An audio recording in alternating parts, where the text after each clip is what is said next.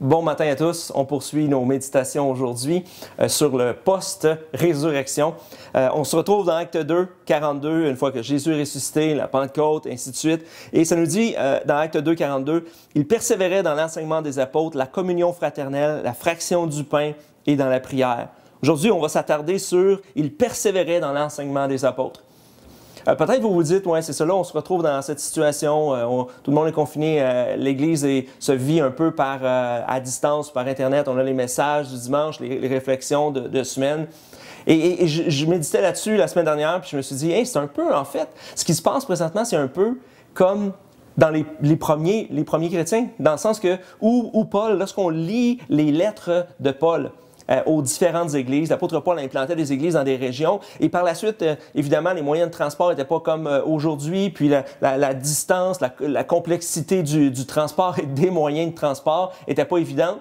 Et pour être en contact avec les églises, l'apôtre Paul écrivait des lettres. Et aujourd'hui, on a le privilège de pouvoir avoir ces lettres-là en guise d'enseignement sur comment vivre notre vie chrétienne, comment vivre l'Église. Et en fait, si l'apôtre Paul était aujourd'hui parmi nous dans cette situation-là, je pense que, en fait, la façon qui nous enverrait ces lettres, c'est peut-être justement de cette même façon-là, par vidéo.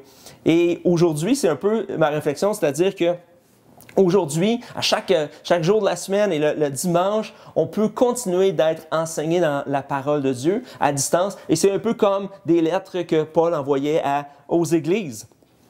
Dans Philippiens 3.1, l'apôtre Paul, justement, va dire « Je n'hésite pas à vous écrire les mêmes choses et cela contribue à votre sécurité. » L'apôtre Paul continuait sans cesse de répéter certaines valeurs, certains éléments essentiels de la vie du croyant pour justement sécuriser la foi des gens.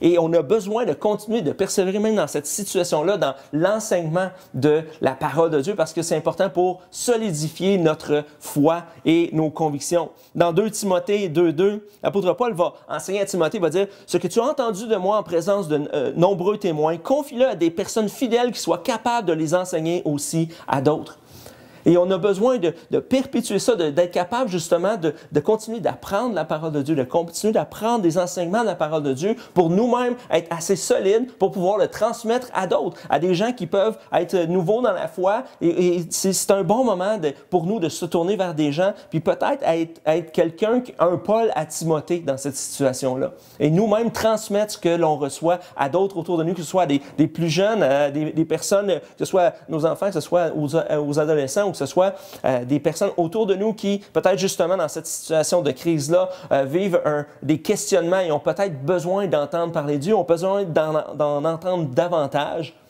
Eh bien, peut-être c'est notre responsabilité à nous de juste continuer de recevoir ces enseignements-là, les mettre en application dans notre vie, être capable de les transmettre à côté de nous. Justement, l'apôtre Paul, dans Colossiens 4.9, va dans cette direction-là, il dit « Conduisez-vous avec sagesse envers les gens de l'extérieur et rachetez le temps. Que votre parole soit toujours pleine de grâce et assaisonnée de sel, afin que vous sachiez comment il faut répondre à chacun. » Et justement, de bien saisir cet enseignement-là et de le saisir avec une sagesse et un discernement pour que également, lorsqu'on va pouvoir avoir l'opportunité de le partager, on puisse le faire de la bonne façon. L'apôtre Paul nous exhorte de faire attention de la façon dont on transmet la parole de Dieu et que nos paroles soient toujours pleines de grâce et assaisonnées de sel pour savoir comment il faut bien répondre aux gens autour de nous qui peuvent avoir présentement des questions par rapport à la foi. Dernier passage ce matin se trouve dans 2 Timothée 4, les versets 2 à 4, qui nous démontre l'importance justement de recevoir, de fortifier notre foi par l'instruction de la parole de Dieu. De 2 Timothée 4, les versets 2 à 4, ça dit « Prêche la parole, insiste en toute occasion qu'elle soit favorable ou non, refute, reprend et encourage. Fais tout cela avec une pleine patience et un entier souci d'instruire.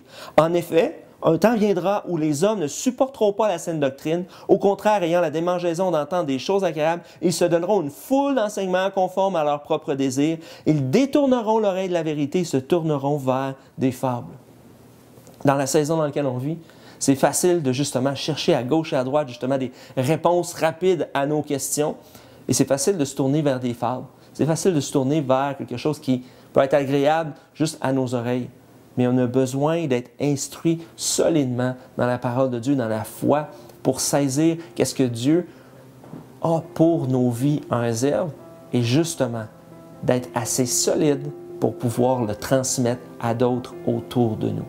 On va prier ensemble. Seigneur, merci parce que ta parole est encore la vérité.